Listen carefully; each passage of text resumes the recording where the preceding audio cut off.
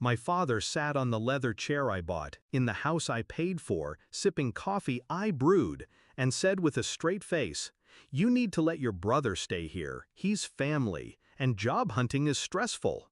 Then he laughed, so did my brother, like it was a joke, like I was the punchline.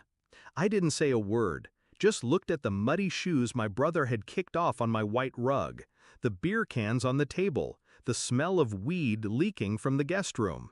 He hadn't worked a day in 5 years, and now I was expected to carry him again? My mother sat silently, staring into her cup. She always folded under Dad's voice. She'd call it keeping the peace. I called it surrender. I should have been used to it, the dynamic, the hierarchy. Dad's word was law, my brother was the prince, and I? The dependable daughter. The one who paid for the meals, kept the lights on, and never asked for thanks. But that day? That was the day something broke. It wasn't always like this. Growing up, I adored my brother. I covered for him when he crashed Dad's car, helped him cheat through high school, took out loans to keep him from going to jail over a credit card scam. I believed he'd grow out of it, that if I supported him long enough, he'd one day stand on his own. But time passed. He didn't change, only I did. The real shift happened when I noticed my savings bleeding out faster than I could explain. I checked the utilities account, then the credit cards, then the Wi-Fi bill. Turns out my brother had been using my name, my cards, my credit, all without asking.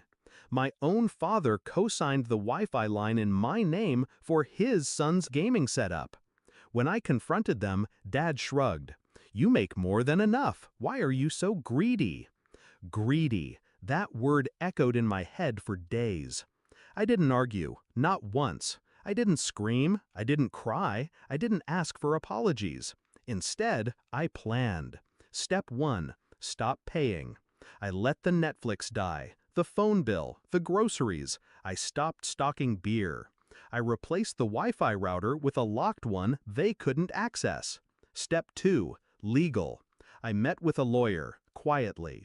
The house was mine, bought with my money, my name on the deed, my signature on every document. I had receipts, photos, bank transfers, texts. I had evidence of financial abuse, trespassing, identity fraud. Step 3, timing.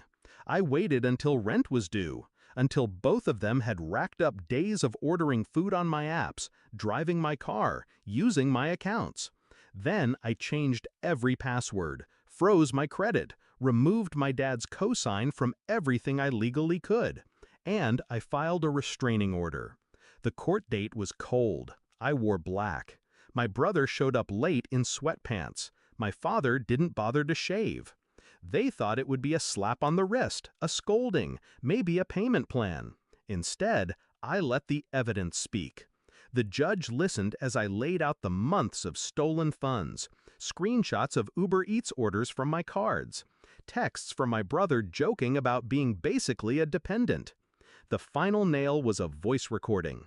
My brother, hi, laughing on a call.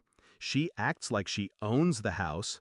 Technically she does, but like, so what? She owes me for being born. Even the judge winced. The ruling was swift. My brother was banned from the property. My father, cited for identity misuse and coerced financial manipulation. The officer handed them both the eviction notice outside the courthouse. My brother cursed. My father stared at me like I'd stabbed him in the back. But I didn't flinch. I didn't speak. I walked to my car, turned the key, and let the engine purr like a final, satisfying breath. The silence at home felt holy. No thumping bass, no stench of smoke, no drunken rants. Just peace. I changed the locks that evening, sat on the same leather chair, sipped coffee, alone, and I smiled. They called for weeks, left voicemails, texts, guilt-laced paragraphs. Mom begged me to be the bigger person. I blocked them all. You don't owe loyalty to people who weaponize your love. You don't feed the same mouths that spit on your boundaries. I used to think family was about blood, that I was broken for feeling unloved. But now I know I wasn't broken. I was just finally done pretending. Final reflection. They laughed when they thought I was soft.